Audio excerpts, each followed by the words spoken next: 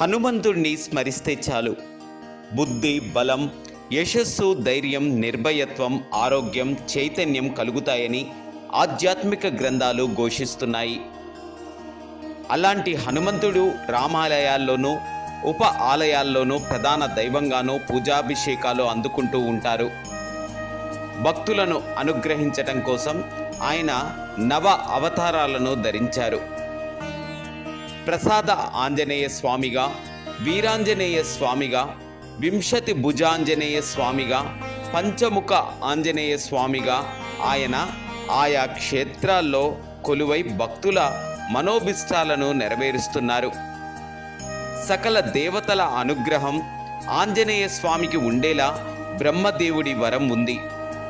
అందువలనే హనుమంతుడిని పూజించటం వలన సకల దేవతల అనుగ్రహం లభిస్తుందని పెద్దల సూక్తి. ప్రతి మంగళవారం ఆంజనేయ స్వామికి తమలపాకులతోనూ చిట్టి గారెలతోనూ పూజిస్తే అనుకున్నది జరుగుతుందని భక్తుల ప్రగాఢ విశ్వాసం.